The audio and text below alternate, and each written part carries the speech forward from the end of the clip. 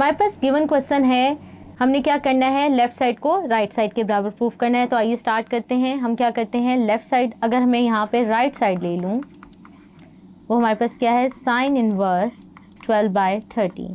तो मैं इसको कह देती हूँ लेट साइन इनवर्स 12/13 को मैं अगर अल्फ़ा रख लूँ तो मेरे पास यहाँ से क्या आ जाएगा, alpha is equal to sine, यहाँ से क्या आ जाएगा, sine alpha is equal to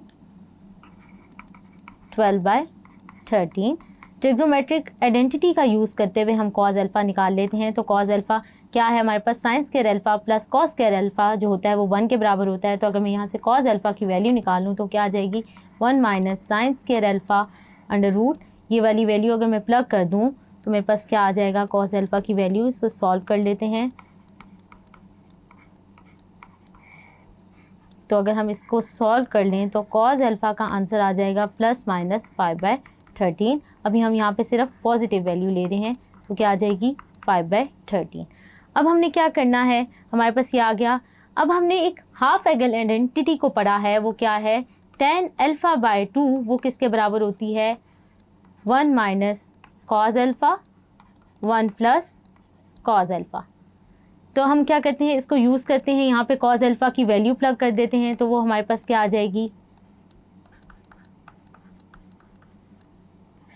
इसको पूरे को हम सॉल्व कर लें तो हमारे पास क्या आ जाएगा, तो ये हमारे पास आ जाएगा 4/9 under root which is equal to 2/3। तो हमारे पास tan α/2 किसके बराबर आ गया है, 2/3। तो अब मैं क्या कर सकती हूँ, यहाँ पे क्या करूँ, 2 जो है मैं उस साइड पे ले जाऊँ तो क्या आ जाएगा मेरे पास, अगर हम tan उस साइड पे ले जाएं तो क्या हो जाएगा, α/2 is equal to tan inverse 2/3। और ये 2 जब मैं उधर जाके करूँगी तो क्या आ जाएगा, मल्टीप्लाई कर देती हूँ। तो अब आप देख सकते हैं ये किसके बराबर आ गया है, which is equal to left side. तो हमारे पास क्या है, हमने ये प्रूव करना था। So we can say right side equal to left side, तो हेंस प्रूव्ड। होप सो आपको ये वाला क्वेश्चन समझ आया होगा। Thank you.